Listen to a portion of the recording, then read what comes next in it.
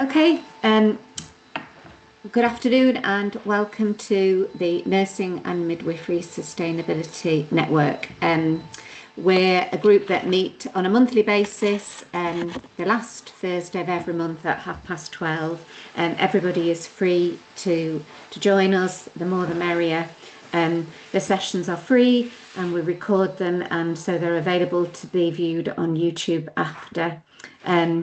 Please use the chat facility for comments and questions, but our speaker is going to speak for a little while, for a few minutes, and then there's opportunities for questions at the end. So please do kind of make the session interactive. I think that's it. So without any further ado, I'm going to introduce our guest this month, which is Amy Roach, who is a dietitian and the UK healthcare manager at Greener by Default. So Amy has been practising for 6 years in the acute setting, including interval spent specialising in adult stroke and critical care. Amy understands the need for ongoing health quality healthcare and believes that this can be achieved in ways more sustainable to protect both people and the planet. In line with this, Amy spent a year working as an NHS England Sustainability Fellow alongside her dietetic work, where she worked as part of a team implementing sustainable projects and raising awareness. So Amy, if it's all right with you, I will hand over. Yeah, sure, thank you. So just bear with me a second. I'll share my slides.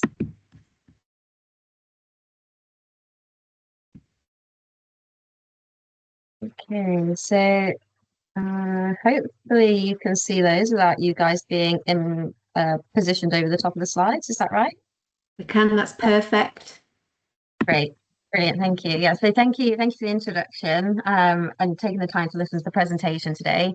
So, as Andrew said, I'm Amy. I'm the UK healthcare manager at Greener by Default, and by background, I'm a dietitian. So I'm really excited to share with you today the work that we do at Greener by Default as part of the Plants First Healthcare Coalition. So the Plants First Healthcare Coalition, we support, upskill and empower UK healthcare settings to serve sustainable, inclusive and ultimately delicious plant-forward menus. The coalition consists of 5 founding member organisations. There's Greener by Default, the organisation I work for. So we're a non-profit that empower institutions, as mentioned, with to serve sustainable, inclusive, plant-forward menus. Really importantly, whilst preserving freedom of choice. There's also ProVeg, an international organisation working to make the global food system more sustainable.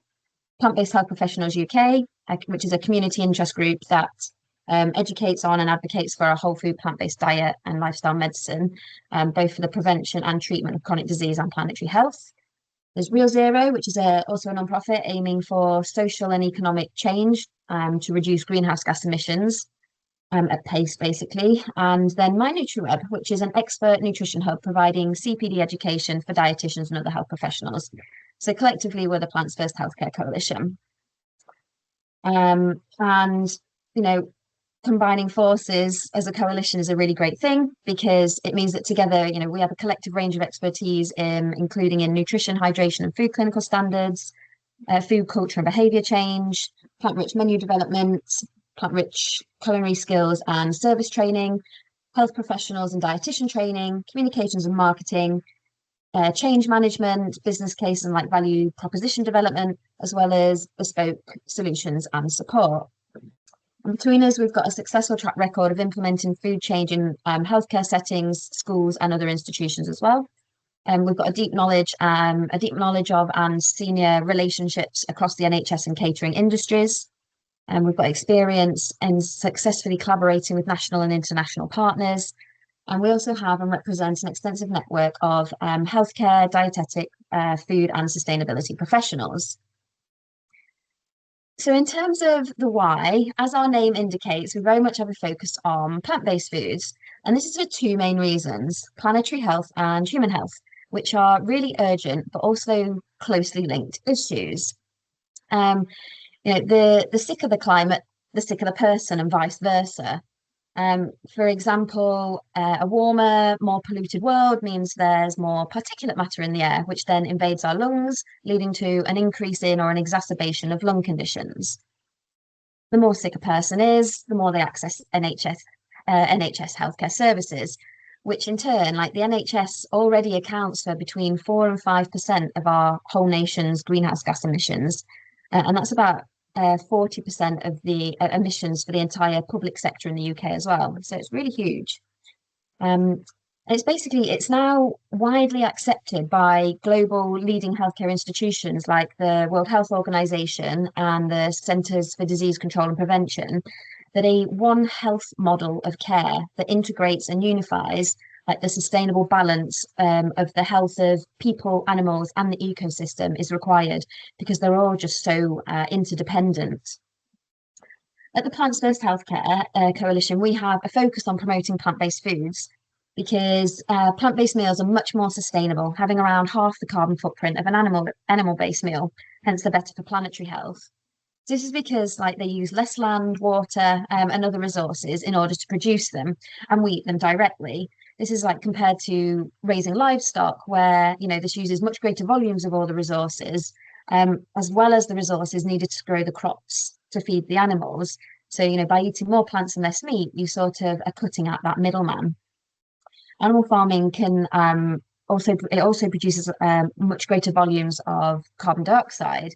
So, for example, like 1 kilo of beef generates, somewhere around like 27 grams of carbon dioxide compared to 1 kilo of lentils that will produce less than 1 kilo of carbon dioxide. So you can see like there's a huge difference there.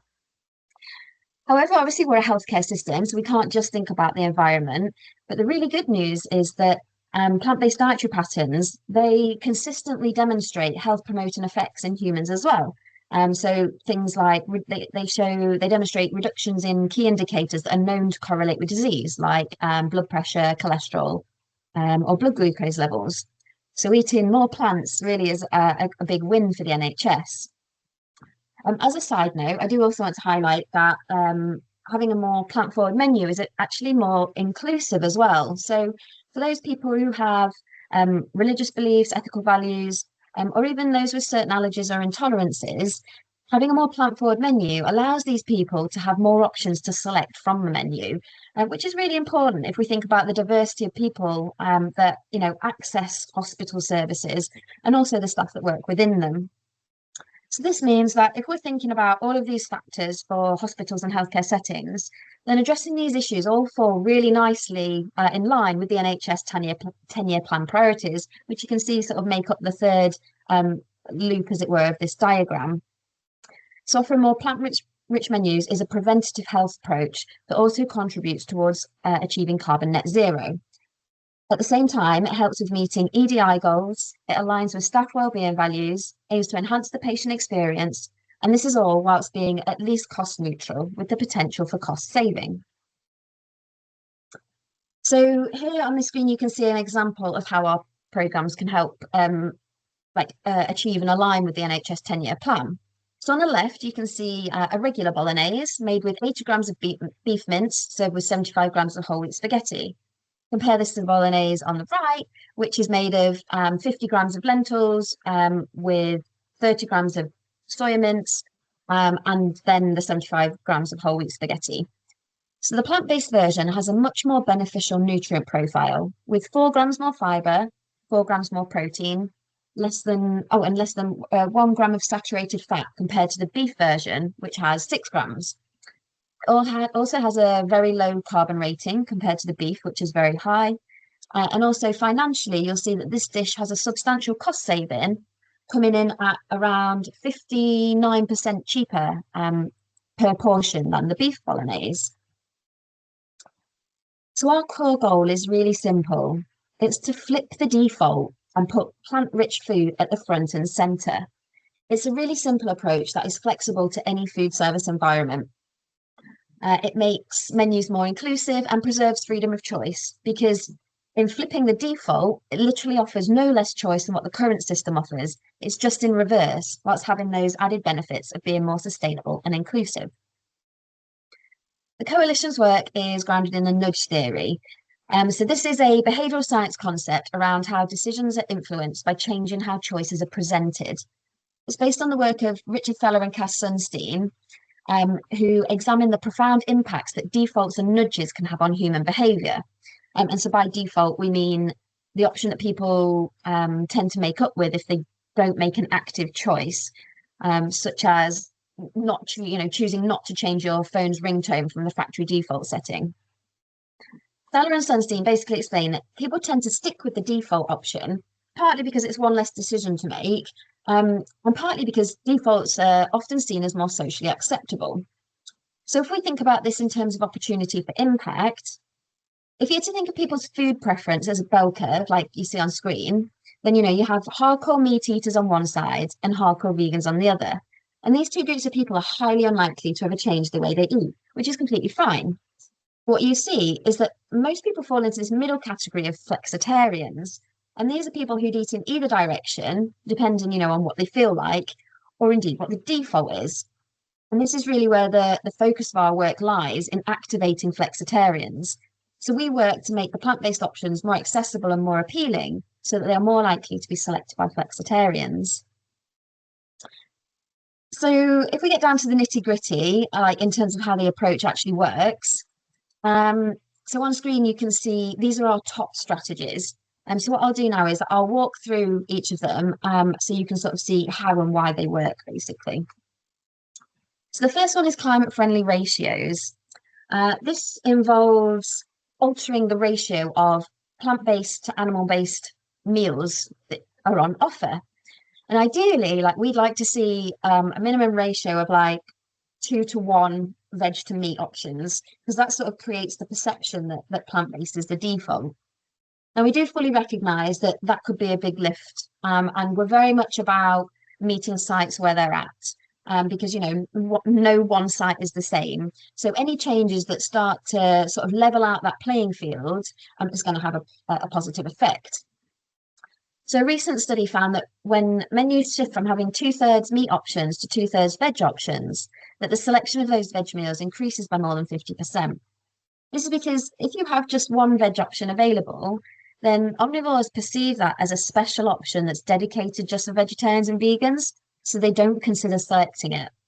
But if we shift those ratios and provide several different veg options, then we're also shifting that decision-making process so that people can, make their selection based upon everything that's in front of them, the flavors or the types of food that they like to eat, the provenance of the dish or their mood, rather than selecting the dish on how they identify. Tasty titles is a strategy that I love because it's so simple, but it can be really impactful. So this looks at the wording for the title and the descriptor of the dish, and it changes the labelling to have a focus on things like the taste or the texture or the provenance of the dish, rather than calling out if the dish is vegetarian or vegan. This is because to many people, terms like vegan or meatless, they signify that the dish is going to be less tasty or less filling, less indulgent, effectively it's going to be a sacrifice to choose it, basically. So what this strategy does instead is it focuses on what is in the dish, and it's that increases the likelihood of selection. The World Resources Institute found that by replacing the word meatless in one of their dishes with a flavour descriptor, then it increased the sales of that dish by 76%. So that's really huge. It's the same concept as if you have a dish on your menu and you call it a celiac bowl. You're quite unlikely to choose that dish unless you have celiac disease or a gluten intolerance. But if that dish was renamed to be something like a Thai peanut rice noodle bowl, then chances are a lot of people would order that dish because it sounds simply delicious. They don't even consider the fact that it's a gluten-free dish. So it's the same principle for dishes that are vegetarian and vegan. You don't need to call them out as that. You just need to describe what the dish is. Obviously, it's really important with this strategy to have an identifier so that those who are specifically looking for vegetarian and vegan dishes can find them.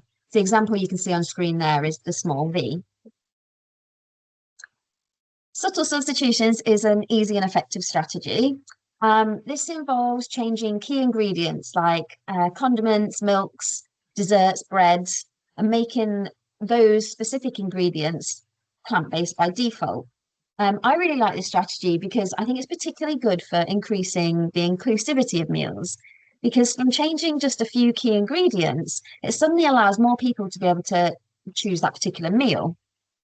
Additionally, I guess as the name indicates, it's a subtle change, so it often goes unnoticed. These swaps, as well as being more sustainable, they can also be cheaper. So schools in the District of Colorado, they replaced the eggs and the milk powder in all of their baked goods with oil, applesauce, and flax seeds. And this not only reduced their carbon emissions, the equivalent of driving over 50,000 miles, but it also saved them more than 26,000 USD for the year. Another easy strategy is to give plant-based items a prime placement by making them like first on menus and in like service lines, rather than having like a separate vegetarian section. If you separate the vegetarian options, then an omnivore, again, they're not going to think to ask for a vegetarian menu. But when those vegetarian plant-based dishes are included within the main menu, then someone can choose that dish without even considering the fact that it's plant-based. So the World Resources Institute found that by placing plant-based dishes first on the menu, that their intake was increased by more than 50%. Excuse me. A strategy that works really well in tandem with others is meat reduction, which does exactly that. Like it reduces the portion size of the meat in the dish, in dishes that do contain animal protein. So, for example, Stanford Uni found that they could reduce the amount of meat in a burrito by 25% without it having any change in diner satisfaction. There's definitely a fine line to be had with this strategy, though, because when they tested reducing the meat by 50%, then the diners began to ask for 2 scoops of the meat. So obviously voiding the point of the intervention in the first place. So the trick was really to find that happy medium. And a starting point, might be around like 20 to 30%. With this strategy, so meat reduction can also entail balancing or blending of animal and plant-based proteins. So like combining them within a dish. So in this burrito example, it will be reducing the meat and adding in black beans. If you're making a bolognese, it might be reducing the meat and adding in some lentils. Or a burger, reducing the meat and adding in like a combination of chopped mushrooms and walnuts. We always use this within our programs rather than just reducing the meat alone, because it's really important for improving the nutrient profile of a dish, particularly if we're thinking about within the NHS.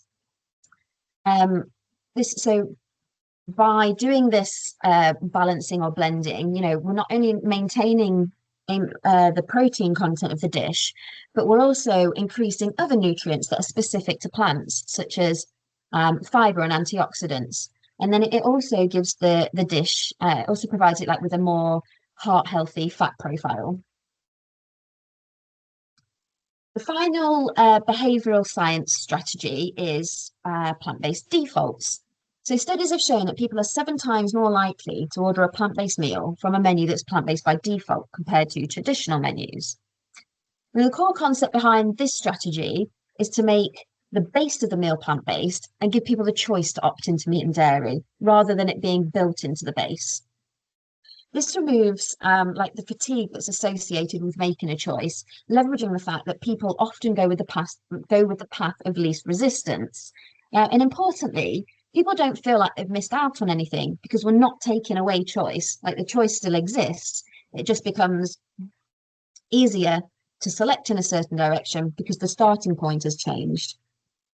So plant-based defaults do look different depending on the type of food service environment. And I suspect that this strategy will be less applicable to patient meals, for example, but we do also work with staff and visitor dining, where it might be possible that the strategy could fit there. So then we move on to our educational strategies. And as part of our work, we can offer plant-based culinary skills training to the catering department. So this is a fantastic free CPD opportunity for them to not only learn about, how to cook with different plant-based ingredients and maximize their flavor, but also to learn about how food links to the environment and health. A really important part of this training is it also culminates in taste testing, so that the team can taste just how good the plant-based ingredients and dishes are for themselves. And this is really, really useful in helping to like break down barriers or perceive negative thoughts or misconceptions about plant-based food, and really, build excitement and motivation. And this is like typically where we end up seeing most buying and people getting on board with the program, because they taste the food themselves and like, wow, this is really great. We also offer workshops that can be tailored to meet the like needs of specific departments or healthcare professionals or wider trust staff. So this can be really good for like wider trust buy-in. So these can be offered in a lunch and learn style format, and therefore you can reach multiple staff in one go.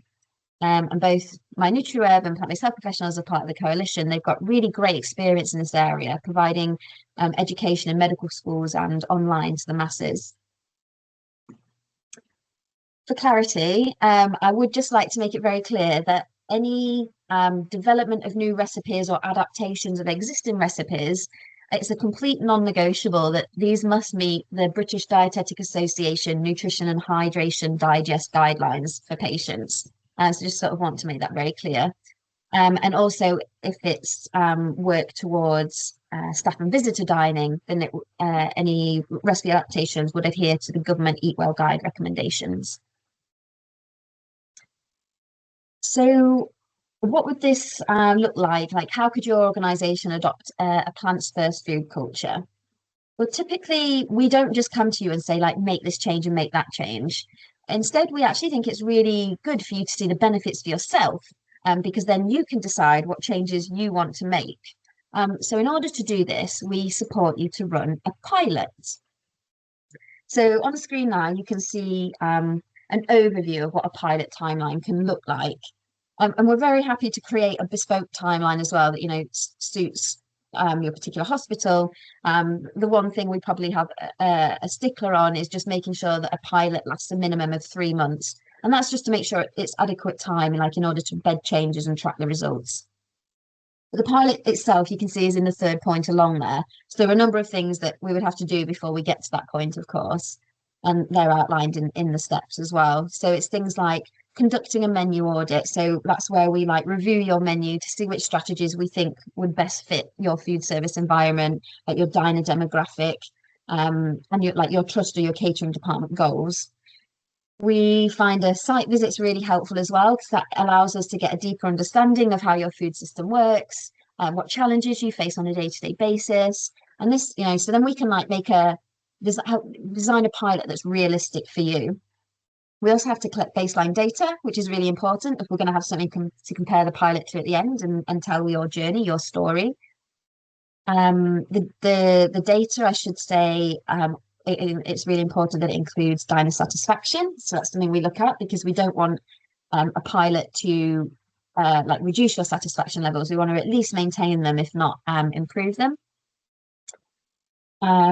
We'd move into the next stage, and that's when all the training sort of kicks in and the education that I mentioned previously.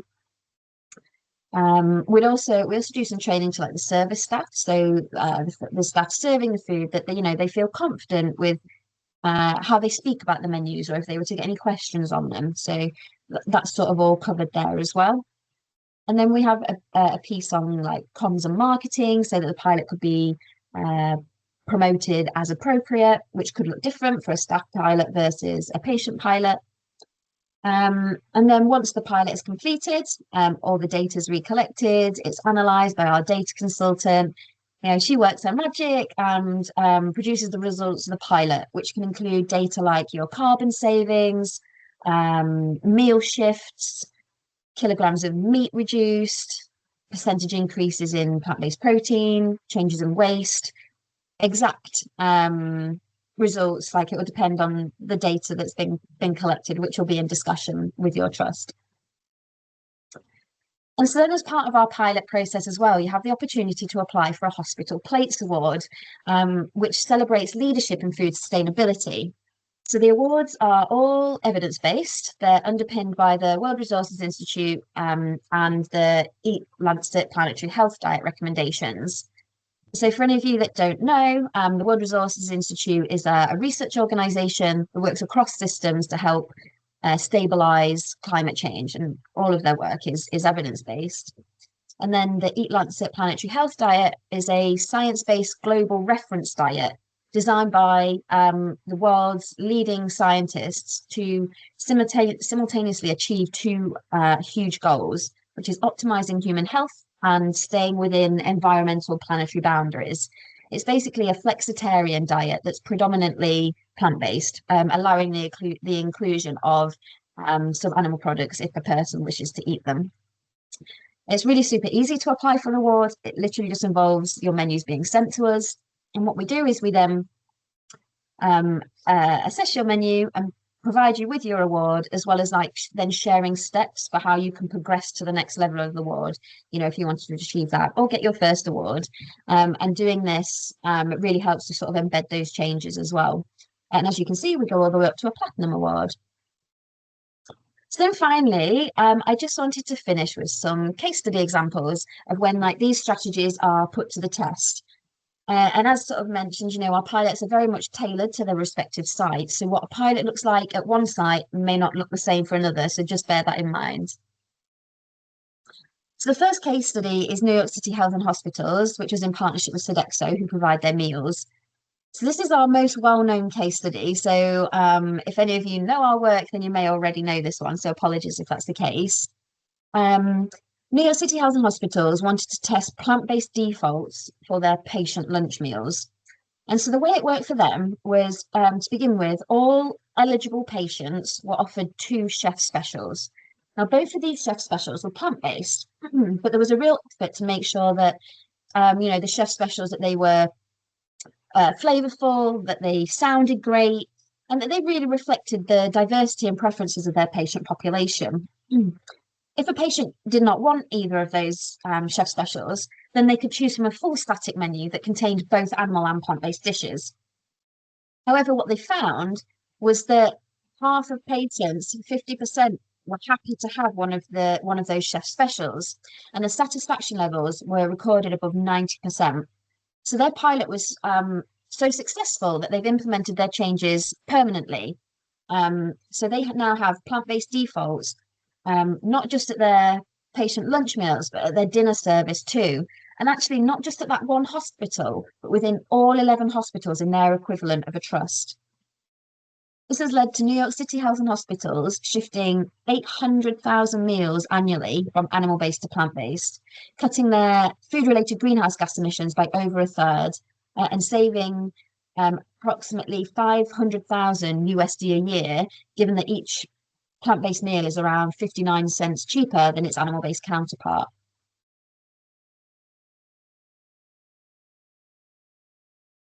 To bring things a little close to home, so we conducted a pilot at Nuffield Health. This was coincidentally also in partnership with Sodexo, as they support their meals there. So this was a huge pilot because Nuffield, they basically wholeheartedly committed to the trial, and instead of piloting at one site, they wanted to pilot company-wide. So their pilot ran across all the 35 food offering sites nationwide at the same time. It was a patient menu pilot again, and the main strategies that they used were climate-friendly ratios, tasty titles, and prime placement. As a result of their pilot, the amount of meat served worked out at 14% less per patient. This reduced their food-related greenhouse gas emissions during the pilot by 22%. So Nuffield collect satisfaction levels each month to a really high standard, and the pilot maintained these high levels of satisfaction at 90%. Both Nuffield and Sodexo were really pleased with the results. And their sustainability journey is ongoing as they aim to progress the changes that they tested during the pilot, whilst also maintaining their satisfaction levels. And then lastly, I wanted to share about a pilot that was completed at an NHS hospital as well. So this was at the Royal National Orthopaedic Hospital in Stanmore. So RNOH wanted to test climate-friendly ratios and tasty titles in their staff restaurant. So over their pilot, they almost doubled their ratios from 25% plant-based to just shy of 50%. And they also looked at the words that they were using for their plant-based choices, removing terms like vegan and meatless. So during their 12-week pilot, they shifted 3,000 meals from animal-based to plant-based. This reduced their average meat per meal per person by 33%, reducing their food-related greenhouse gas emissions by 40%, which was the equivalent of driving almost 30,000 miles. Staff satisfaction levels were obviously monitored throughout, and they remained high. And staff actually even began to share different plant-based recipes on their staff webpage, which is a really nice example of how that positive food culture can be created. As a result of their pilot, RNOH have also implemented the changes that they tested permanently. So that's the end of the presentation. Thank you for being so attentive. It's a long time for me to talk at you. Apologies. I hope it sparked some food for thought, pun definitely intended. And yeah, I'm happy to take any questions if there are any. So I shall stop sharing. I'll try to do that. Amy, that was fantastic. Thank you. I just kept reacting all the time with hearts and oh my gosh and applauses. That was fantastic. I've written down a few questions, but as you went on throughout the talk, you answered them. But there's one, I don't know if you mentioned this already and I missed it, but the work that you do sounds very similar to the work that we do as part of our speciality challenges and green team competitions, in the way that you're suggesting carrying out your pilot, you know, starting off measuring before and after, and looking at the successes and the outcomes from different perspectives. So it was really interesting to see that there were so many comparisons. And is there a cost if organisations want to get you involved? Is there a cost to getting you involved? No. No, we're fully funded, yeah. For NHS. Obviously, that's fantastic. I mean, I just think it's really important, isn't it? It's changes we need to see for human and planetary health. So yeah, we need to make it as accessible as possible, really. So yeah, we're fully funded. And just from the cost savings that organisations can make as well, gosh, I'm surprised you're not inundated with. You must be very busy. Are you busy and getting busier? Yeah, we are. Yeah, we're very busy. Yeah, we have a bit of a waiting list at the moment. Right, I bet. Which is fantastic. Yeah, it's exactly what we want. But yeah, so it's really great, like it, because it's at least cost neutral, because obviously you're not paying for our services. And as I mentioned, there is this potential for cost savings, because if you compare the price of like whole plant foods compared to say meat or eggs, like there's a huge difference there. So yeah, you've got that potential. Yes, that's what's not to love, isn't it? What's not to love about it? Okay, Yeah. right, I'll stop hogging you now. Anna. No, I was just going to ask, how many hospital trusts are you currently working with, do you think? I obviously can't like give details or anything like confidentiality and stuff, but talking to lots, I wouldn't know the number of that.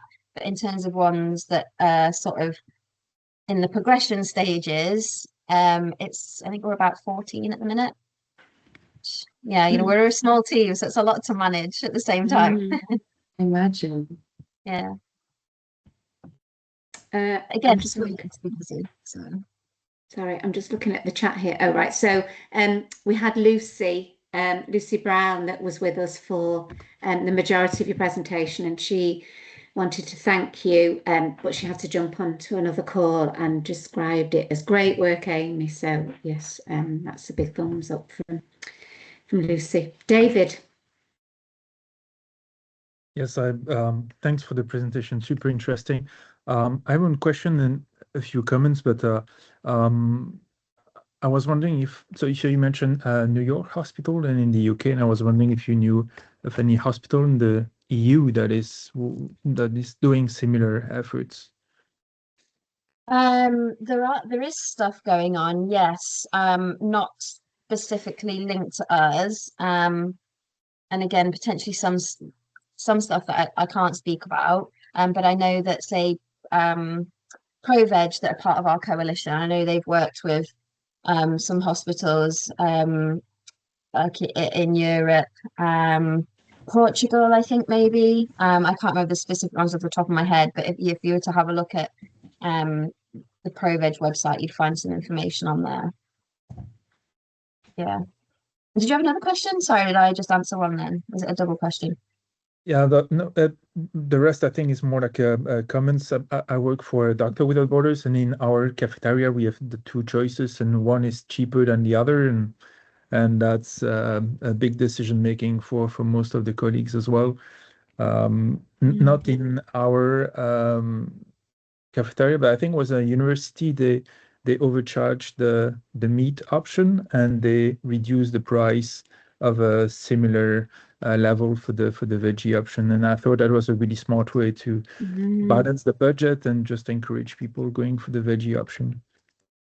Yeah, definitely. And that is something we just, if we're talking about a staff or visitor dining pilot with a site, then typically they do have like a staff saver or a special or something like that. And that is something that we would potentially use as part of a pilot. Could a plant-based option be the default staff special, something like that? So yeah, we definitely look at that, because you're quite right. Price or everything, people are looking for best value for money, and so what could be more value for money if you're spending less and you're getting better nutrition from it, and better health outcomes.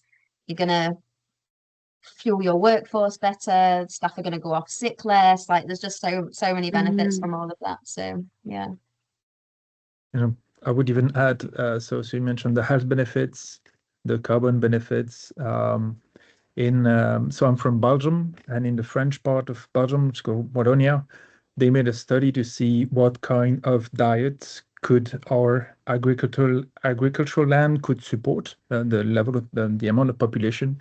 And they found out that only the Eat Lancet diet, among the one that were evaluated, with the area we have, if we didn't have all the fertilizers that we import, this was the only one that was compatible with our land. So it's also a matter of resilience or robustness of our society.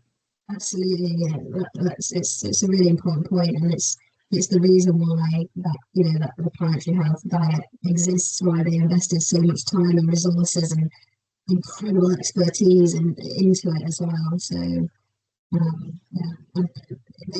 looked at it as a like globally, so it takes into account different cultures, different parts of the world. They did a revamp of it at the end of last year, and it includes like social justice and things like that as well now. So it's a really quite well-rounded, wholesome, wholesome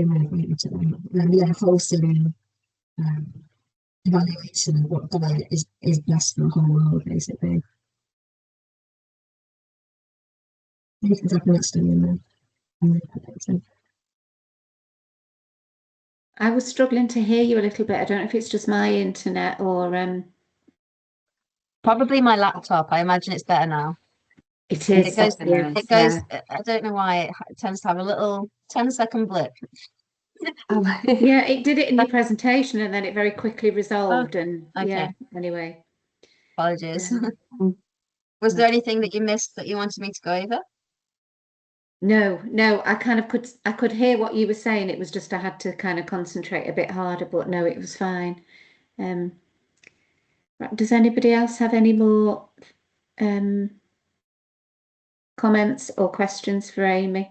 Anna, off you go. I just had a question about the study where with the pictures with the burrito, where it was said that the 25% of meat production or replacement of with lentils or something, that reduced the meat intake, but not 50% because they asked for 2 portions instead. Was that because they knew about the fact that it was 50% meat, or was it because they were feeling more hungry, or what was kind of the cause of that? Yeah, it's more like they were the consumers are sort of blind to it, I believe, anyway, and they so that they weren't aware. So when they were served the meat for their burrito, so they just changed. They didn't like. It's not like they only filled half a spoon. They just changed the size of the scoop, so they still got a full scoop and put it on, but on their plate, like they were like, that's not enough, I want more. Does that make sense? So the 50% scoop was half the regular size scoop. But when they did it with a scoop that was just 25% smaller, there was no complaints, like nothing. Everyone was fine. Oh, interesting. But with that as well, and that's, I was talking about like the balancing and the blending. So we would never just reduce the meat on something, we would reduce it and replace it with like the plant-based protein as well, so you get that balance and that blend. So obviously maintaining and improving that nutrition profile of the dish, but also to the eye, you're not reducing a portion size of something as well. So people are, you eyeball your food, don't you? First thing you do is eat with your eyes, so you're satisfied by what is in front of you as well.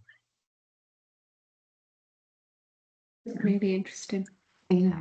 And I should say as well, like the point of what we do is, this is, we're not trying to turn everybody vegetarian or vegan. It's not like that, but we obviously recognize there's so many benefits from eating more plants and the plant protein versus the animal protein and stuff like that. And we all, we're a fiber deficient nation, and the health benefits to have from eating more plants. So it's about promoting more plants within what everybody's diet and putting more plants on menus and things like that.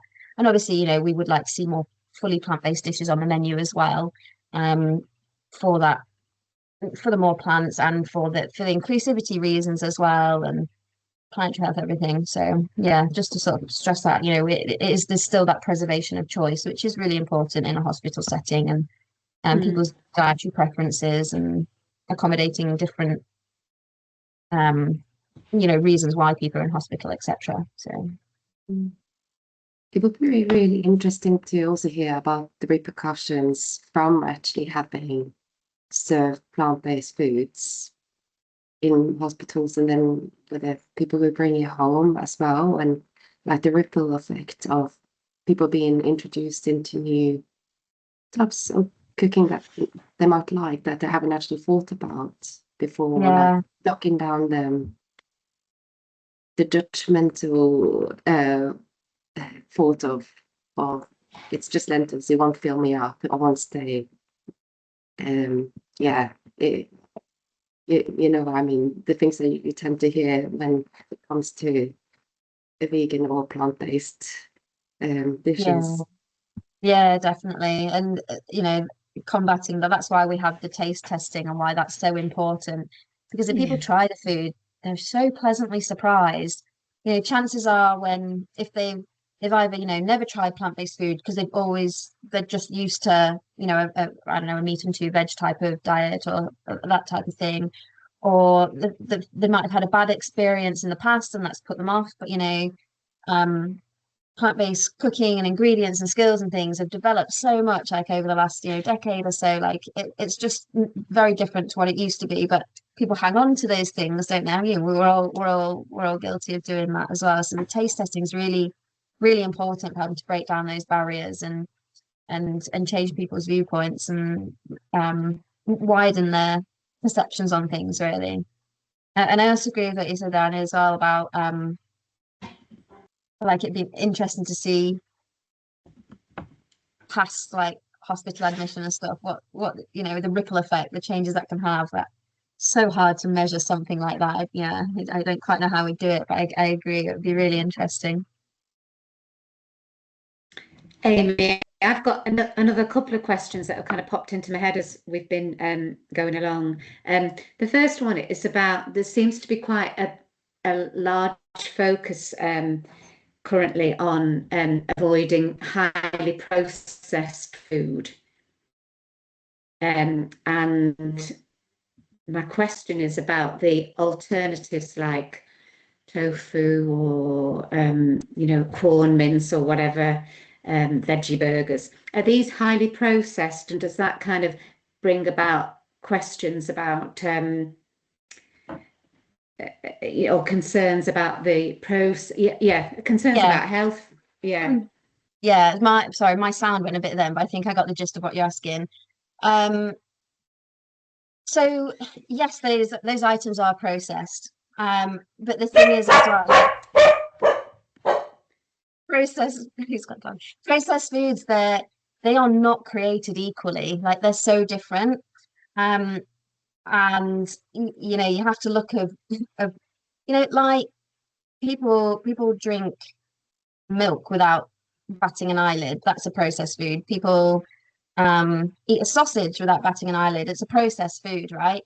So if you compare things like a plant-based sausage to a meat sausage, or a plant-based burger to a beef burger, things like that, then is it the Food Foundation? I can't remember. They've got a really nice article on it. If I find it, I'll send it to you, and you can send it out for people's interest. But they've done a comparison comparing those sorts of things, and uh, basically the plant-based option always comes out on top. The possible only exception is like salt levels. So if you are watching your salt, then they're sort of on a par, or the plant-based option might be a bit higher in salt. But typically, if you think about it, when people have meat, they add salt when cooking, so then actually it's probably equaled out. But then if you were, so that's obviously the alternative to the meat product. If you're then to go a step further and swap the meat product for tofu or tempeh, something like that, then you see far better health benefits from making that transition. And if you're to go a step even further, to just like beans and pulses, like whole grains, like then again you see those changes again. So it's they're different levels, but basically the alternative to the alternative, yes, they are processed, but in terms of like health outcomes and things, the plant-based alternatives, they contain fiber. Meat contains no fiber. They plant-based foods, don't contain cholesterol, or animal products contain cholesterol. So, there's things like that. And they typically have a lower saturated fat content, unless it potentially has like coconut or something added into it. But typically they contain less saturated fat, which obviously is the one that's damaging for cardiovascular health and things like that. So typically they outweigh the meat product anyway. And, like I said, processed foods aren't created equally. Something like cereals form a common part of a Western diet, and something like bran flakes, like it's high in fiber, it's got added vitamins and minerals, iron, these important things that we need in our diet. So you wouldn't compare like bran flakes to a bag of crisps. Do you know what I mean? So you have to weigh it all up in the whole sum of things. So yeah, the whole processed food topic can cause a bit of debate. But yeah.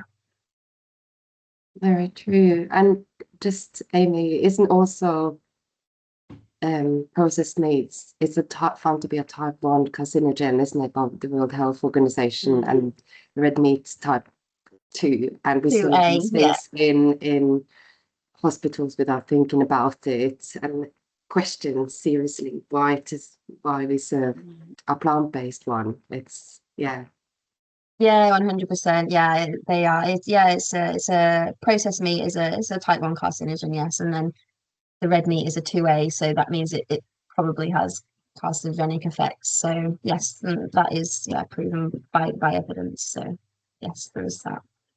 So then I know you think about if you work in a hospital, you're there to care for somebody, and you want you're working to make them better, but yet we feed them bacon and sausages and things like that.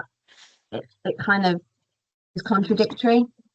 So I think it's something for the NHS to think about, isn't it? Really, about people come to us for health and for care. So surely food should be the most nutritious and health promoting that it should be as well.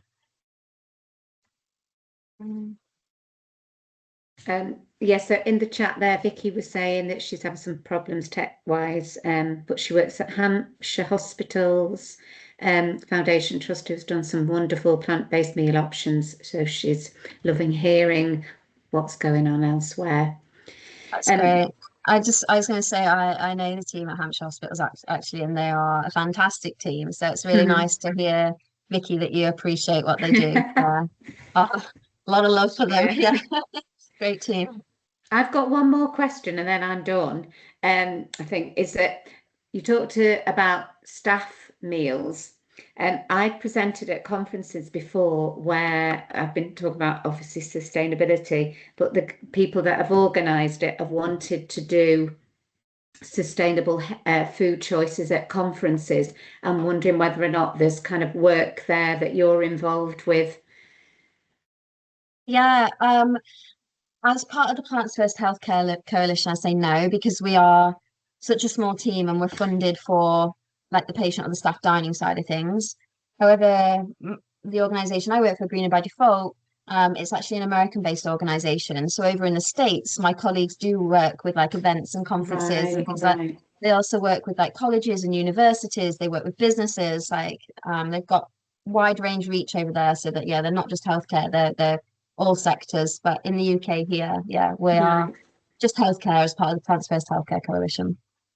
Brilliant. Thank you so much. Has anybody got any more comments to say before we wrap things up? Just applause me. Yeah. Well, Amy, that's been so interesting and informative.